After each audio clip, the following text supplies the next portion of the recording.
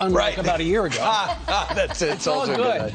Absolutely. Now let's see if Dave remembers how we're. By the way, Rachel's in today for Ainsley. Welcome. Let's see if Dave remembers that he's got to stay there while we read this. Because the teleprompter's right there, and if Dave walks away, we're stuck with nothing to say. We always, you know what? We always have something to say. Even it goes. Even if it doesn't make any sense. Anyway, thank you very much for joining us on this very busy Wednesday. We start this hour with a Fox News alert. And is still missing. We don't know where he is. Carly Shimkus is live in Venice, Florida, as police investigate a new lead into his current location. And Carly, we've done a lot of missing people stories before, but with social media and TikTok and all these YouTubers out there, we've never seen so many tips come in where there's video of these people. Thousands and thousands of tips, Steve. You're absolutely right. You can see the sun is coming up. There's at least one police car behind me, likely for the large media presence here at the Carlton Reserve. But you're right. The FBI confirmed yesterday that the body found at Grand Teton National Park on Sunday is that of Gabby Petito. The manner of death was ruled a homicide. The specific cause of death remains pending a final autopsy result. But Brian Laundrie, her boyfriend, remains the only person of interest. And yesterday, the search resumed for him right here at the Carlton Reserve. 60 officers from 8 different agencies used ATVs, drones, and canines to tackle the relentless conditions. Terrain's very difficult. Essentially, 75% of it's underwater, and other areas that are dry we're trying to clear. And 500 miles away, deputies in the Florida Panhandle investigated a possible Laundrie sighting. A resident posted this image taken on his trail cam. The Oskaloosa County Sheriff's Office says they conducted an extensive search, but no one and nothing of note was located. Meanwhile, a neighbor says Brian acted totally normal when he came home without Gabby, telling Fox News he mowed the lawn. He and his mother went for a bicycle ride around the block. Everything was just normal life once he came back. We're also learning about a camper who claims to have led the FBI to Petito's body. So I saw Brian Laundrie parking his van August 26th at Spread Creek. So I'd already reported to the FBI what I had seen, and I wasn't 100% sure, but now that there's dash cam footage of the van where I saw it, I'm 100% certain it was just him. There was no Gabby. Yeah, and she says that when she told the FBI about it, an agent thanked her for tipping them off to the right location. Back here at the Carlton Reserve, police said that they are going to be resuming their search for Brian Laundrie later today. Thank you, Carly. Yeah.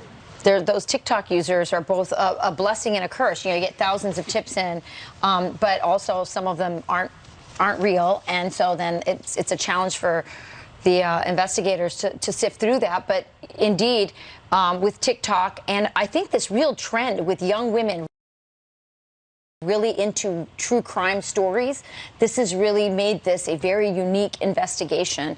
And as you see, we're seeing video footage of people seeing images of him and reporting through TikTok what they're seeing. And so many travel bloggers, so many people are taking pictures of everything, and that's how we were able to see her van right there by the trail, which is exactly where they found her body just on Sunday after a tip from a TikToker. Meanwhile, 5 minutes after the hour, President Biden promised Del Rio, Texas, along with Texas Department of Public Safety Lieutenant Chris Olivares. Lawrence? Hey, good morning, family. Last hour, we were doing a hit, and you guys couldn't see it, but right behind us, there was actually migrants crossing the Rio Grande. We actually got some of that footage I want to show you guys and bring LT in. LT, we've been here for a couple days now, and I keep telling the folks that the deterrence mechanism here is the Texas State Troopers right here. Border Patrol are handling the processing. Talk a little bit about that and what we just saw here seconds ago. Well, you're right on point, Lawrence. So we've been doing this ever since the start of this year because of the surge of migrants that were coming across the southern border. Just to put it in perspective, our DPS personnel have come into contact with over 68,000 migrants. Wow. That's out of our normal scope as a state police agency. But you're seeing record numbers day in and day out, not just in Del Rio, but also in the Rio Grande Valley and also along the southern border. So that's what we're doing right now. We're surging the border with our DPS resources, also with the Texas Military Department, to help our federal partners because we know they're stretched thin, they're overwhelmed. So our goal is to combat this human trafficking, drug smuggling, and also the surge of illegal immigrants that are coming across our southern border. Talk about, we had a rancher on yesterday, the governor's orders with Lone Star to help these Texas landowners that have migrants illegally on their property, looking through their windows. They've seen dead bodies. Talk about that project to get those folks in custody. So one thing that Governor Abbott has done, he has recognized the issues here on the southern border.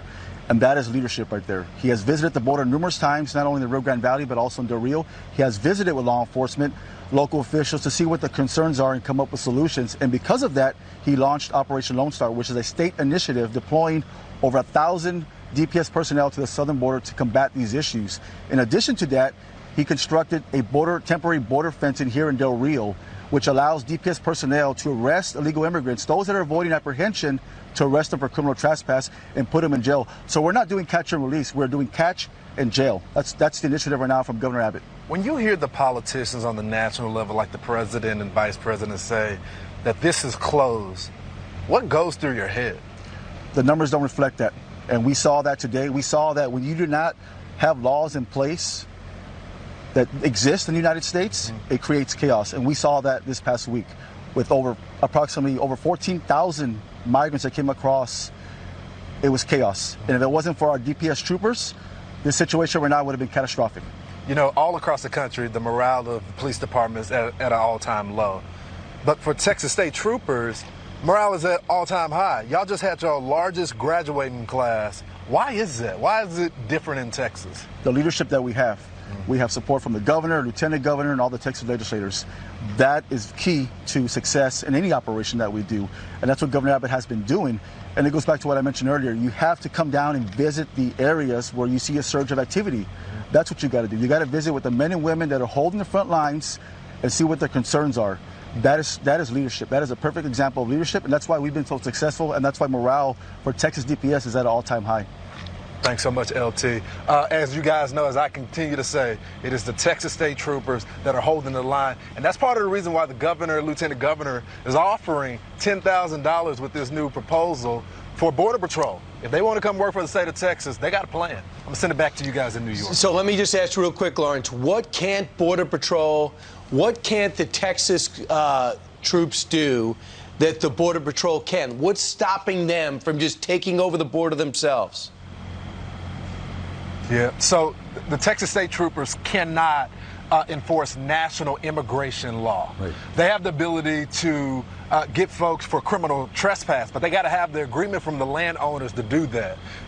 So that is the semantics game. Now, yesterday, y'all may have seen some of the footage when I was in the helicopter and the Texas State Troopers were here and people were attempting to cross over and they told them to just turn back around, and they did that. But the migrants that you just saw in the footage just a while ago, they had children with them. And so they knew that they could be protected and stay in the country because of Title 42 if they had those children.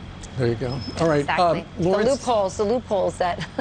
Thank you, Lawrence. It's always the loopholes. Right. Kids with the loopholes. Kids are the loopholes. And by the way, I know people who live in towns about 2 hours from Del Rio, and they say we're really glad that people are, that the law enforcement is surging onto the border thanks to what Governor Abbott's doing. But that's leaving our communities unprotected because, remember, Del Rio is just one spot. I know. They're coming from all over these other spots. It's like a balloon that you squeeze it and it just comes out the other side. So this is a massive problem. Again, that law enforcement saying, come to the border, Kamala and Joe Biden. Meanwhile, Pete Hegseth, who's also hosting Fox News Primetime all this week, is joining us. He's also, by the way, the 2021. I mean, you won 2 years ago with a hamburger. He won this year with a ribeye, and he beat my lollipop lamb chops. That sounds fantastic. Anyway. Brian, guys, I can't believe you haven't figured out. Don't throw curveballs and junk balls. Just throw fastballs when it comes to grilling. Cheeseburgers and steaks. And I know your secret, Montreal steak seasoning, because that's how you roll. On everything. Yep. Hey, Pete, let's talk a little bit about what's going on the southern border. Joe Biden is in a real bind because, you know, people from the political right are going, hey, why is he letting all these people in? And then now they're trying to say, oh, look, we're deporting everybody back. But they're not. Yesterday, 38 civil rights groups and immigration groups from the political left, for the most part, wrote a letter to the president and said, stop deporting people back to Haiti. You can't do that, Mr. President. So he's got it from the left and the right. He can't do anything right regarding this. No, I mean, that's why he dislikes the Fox News coverage so much. That's why they tried to ground the drone, because the biggest problem for him on this is the visual to the American public who still believe in borders, who still believe in law enforcement, who thinks people should come here the right way. But who's winning out in that debate? The far left is winning out in that debate, because as we talk about what those amazing Border Patrol agents and Texas state troopers are doing, they're doing an impossible job. What they are doing is not deporting people, and if they're sending them anywhere, they're sending them to Minneapolis, to Chicago, to New York, and across in the dead of night. And there was a great article exclusive in FoxNews.com yesterday that detailed this network called ICE Air. And ICE Air is used in the middle of the night through DHS, and there are air traffic controllers I've heard from who in the middle of the night see flight after flight after flight land of illegals landing in those communities, getting on a bus, and sent out into the communities. That is still happening. And so they talk about deportations to try to make it sound like things are happening. Right. They'll send Cessna planes with a couple dozen people on them, and even on those they can't control them, as you heard about the unfortunate revolt on one of them. But otherwise, the decision has been made. These people are allowed into the country, and maybe they'll show up for a hearing a year or two later. That is their policy. Make no mistake about it, that's their policy. And that picture you're putting up there right now of Bidenville, of that camp under the bridge, which should be called Bidenville, is the manifestation of their approach. That's a government holding facility. Imagine if that was under Donald Trump. It would be wall to wall how much he hates black and brown people. Instead, they're hoping to get a pass, and soon these people will be throughout the United States. They're focused on the way they deal with their horses and the length of the reins on the horse. That's what everybody else is focusing on, which is bizarre when you have 15,000 illegals underneath an arbitrary bridge in Texas and then are overrunning buses and planes transporting them. That should be the story in most newsrooms in the America that used to be. But Brian, they got to find the one piece of evidence that wasn't even true. Because we know it's fake news, what they're talking about, the whipping of illegals at the border. They found the one piece of evidence that could try to make law enforcement look bad. Right. That try to say, oh, those are the old Trump policies. Those are Texas state troopers, therefore they must be Trumpsters, and they're beating those poor illegals, when A, it wasn't true, and B, the overarching reality at the border is that it's open. And so, of course, that's what they want us to talk about. Ultimately, not what's happening in the And Trump was pro-horse law enforcement, right, too. And even the Washington Post this morning is talking about how that story about the horse reins, nobody was abused, apparently, is the thrust of their story. They're just really long reins because they've got to control. How else do you convince a horse to go into the water? But, Pete, it is really interesting how quickly Ilhan Omar, AOC, they all jumped on this story, and everybody at MSNBC and CNN on, like, you know, somehow making this comparison to America's history of slavery. Well, they're doing an investigation. I know, they're doing an investigation.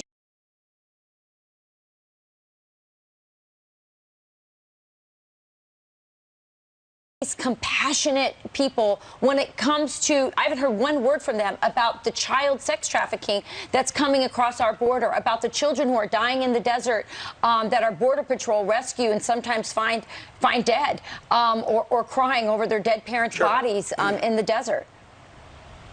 Well, that's not politically useful to them. So why would they talk about that? Or the 332 pregnant women under the bridge in Bidenville. That's right. Why is Comrade Cortez not there weeping like she did at the Donna facility about the tragedy, the humanitarian disaster that is that reality? Because it isn't politically advantageous. The 1 second a Texas state trooper gets aggressive, which you have to do at the border and not whipping somebody, Chuck Schumer runs to the Senate floor and gives a speech. This is how these people operate. Yeah, absolutely. Or AOC came to Texas, remember, when there was that outage, and she thought it would make Governor Abbott look bad to serve food. Well, where is she? She could be serving food right now under that bridge. And Chuck Schumer is one of the people from the political left yesterday who said you've got to stop deporting the Haitians, although the government won't give us the numbers. Right. Pete, congratulations once again on winning the weekend barbecue crown. Thank you. And catch Pete all this week on primetime. Excellent job. Excellent show last night. Thanks, guys. Appreciate it. Good to see you. All right. Very good. Jillian, you have the other news. Yes, I do. Good morning. So let's start with this. Famed New York City restaurant Carmine's releasing its own footage showing 3 women attacking a hostess after she asked for proof of vaccination. The 3 women charged in the assault say they were racially profiled and that the hostess used a racial slur. But a restaurant spokesperson denies those claims, saying the incident had nothing to do with race, and the video shows the attack was, quote, entirely unprovoked. Police in South Florida are on the hunt for the man they say stabbed an elderly man outside a strip mall. The attack happening at Random. Investigators describing it as, quote, senseless. The victim was on the clock picking up trash at the property in Miramar. Paramedics taking him to the hospital. The seriousness of his injuries are not clear. A Chinese whistleblower claims Beijing intentionally spread COVID at an athletic tournament in October of 2019.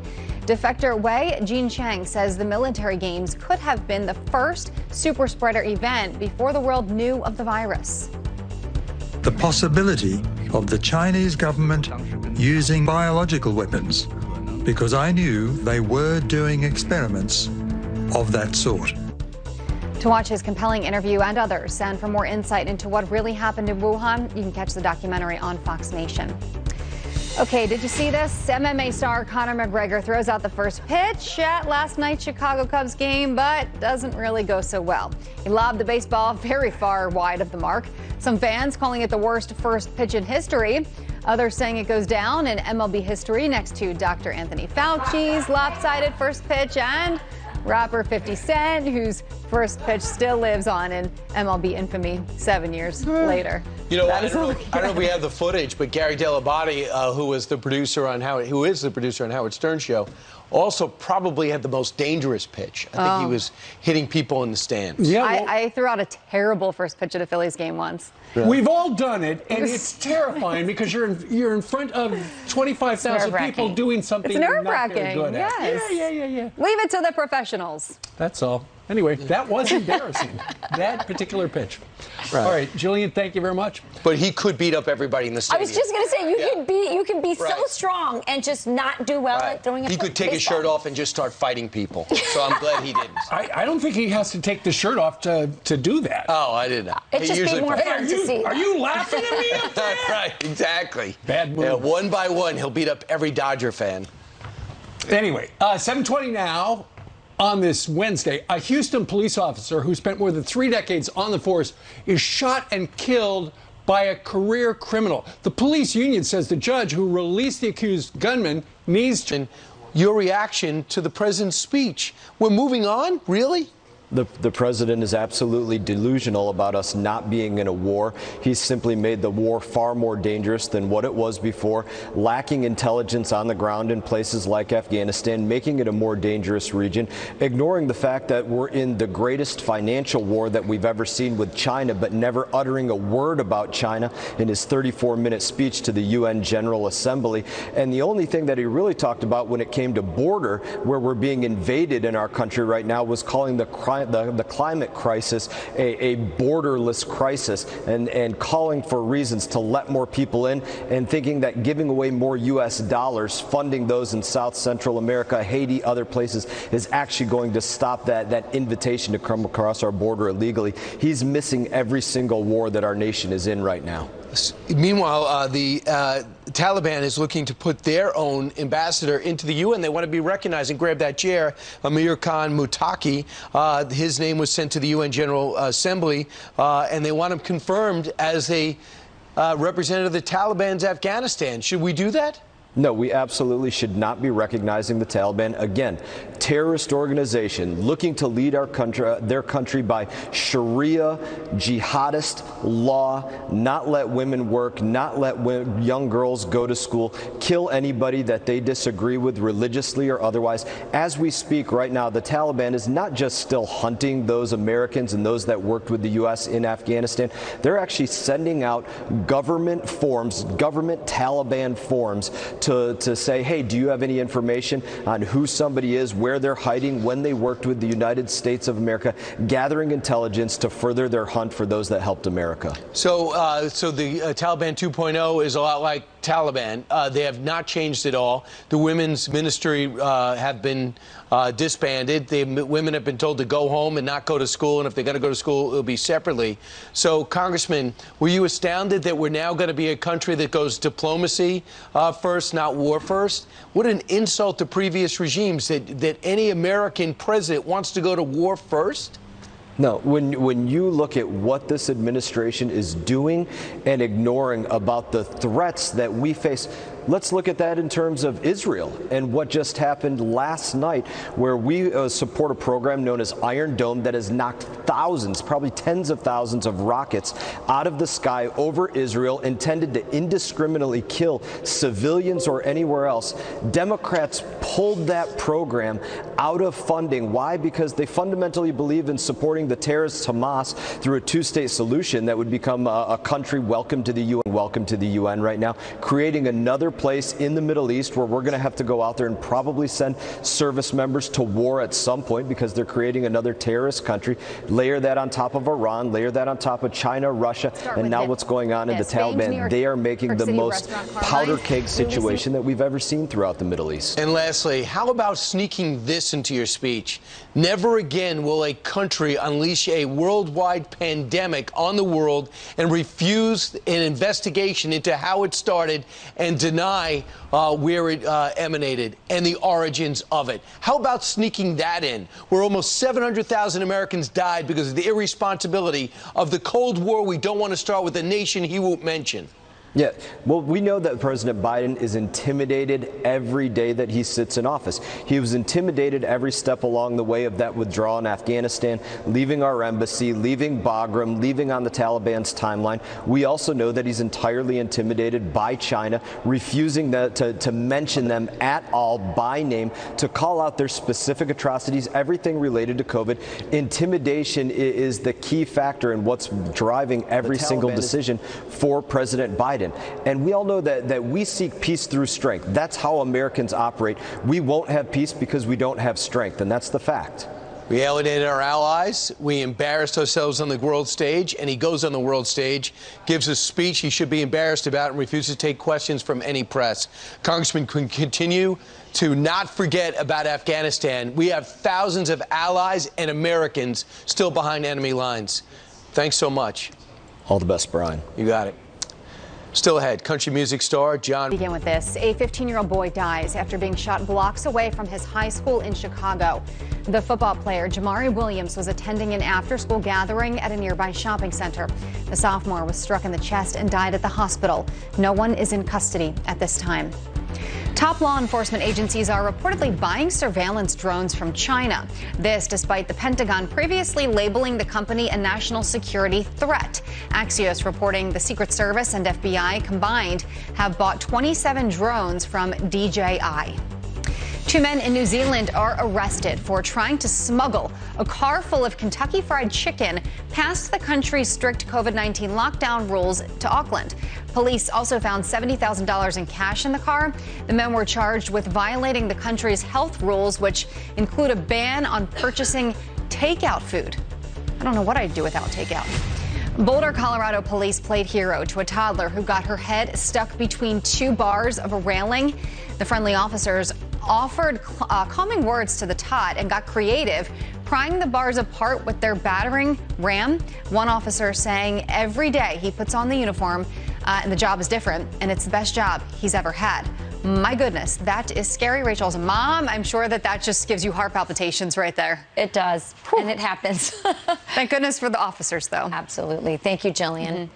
Well, speaking of officers, a Houston police officer is dead and another one wounded after being shot while attempting to execute a felony warrant for a repeat offender. The local police union says the death of Senior Officer Bill Jeffrey could have been prevented if the suspected gunman, who had a lengthy criminal record, wasn't allowed to roam free.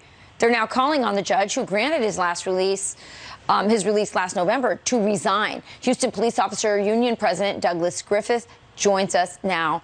Doug, thanks for joining us this morning. Tell me about this judge and what you know. First of all, you're calling for the resignation.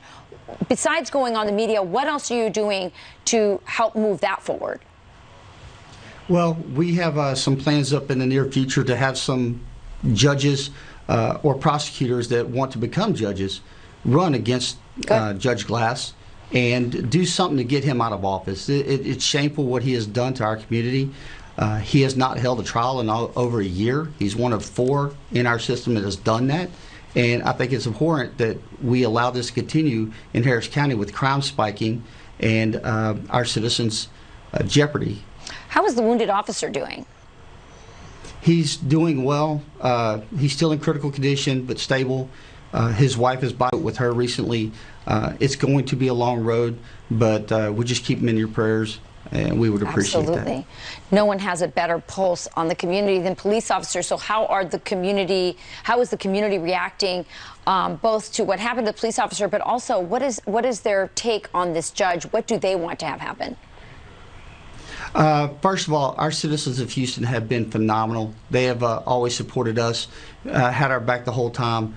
As far as this judge goes, they understand that there's ramifications to the actions of this judge. This judge has made Harris County an unsafe place, and judges like him.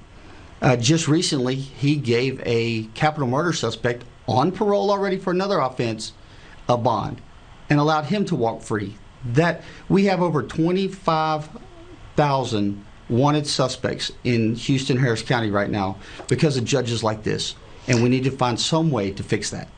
Again, I want to show our viewers what this criminal history is. It dates all the way back to 2008. He has felony drug charges, burglary, evading arrest, aggravated assault with a deadly weapon.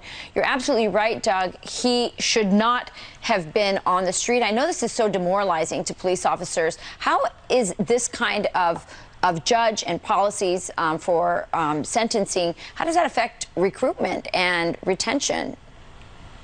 It makes it difficult. I mean, we see these same offenders time and time again. Crime is up in Houston, Harris County. Arrests are up. Our felony arrests are higher than they've been in years, and yet these judges keep releasing them. We're doing our jobs. The courts, the DA's office is doing their job, and yet we can't get the courts to do theirs. And it's really sickening to see. I'm a native Houstonian. I'm proud of the city. I'm proud to serve the city for over 30 years. Bill was my friend. Yeah, it's very tragic. Douglas Griffith, thank you for joining us this morning and shining a spotlight on this problem, and also for trying to run someone against this judge. All right, well, we reached out to Judge Greg Glass's office for a statement, but we have not heard back. We're learning more about what led up to the death of Gabby Petito, why our next guest says it's vital that authorities figure out how long Brian Laundrie was in his parents' house. After the break.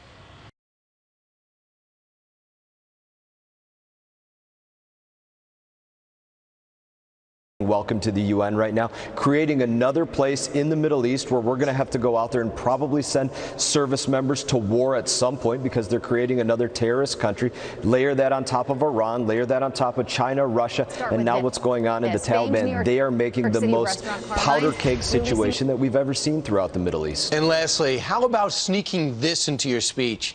Never again will a country unleash a worldwide pandemic on the world and refuse an investigation into how it started and deny where it emanated and the origins of it. How about sneaking that in, where almost 700,000 Americans died because of the irresponsibility of the Cold War we don't want to start with a nation he won't mention?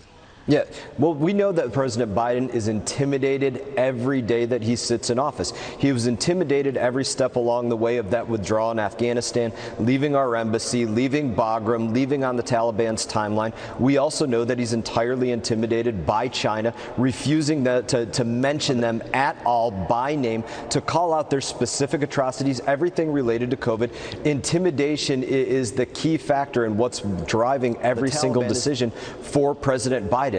And we all know that we seek peace through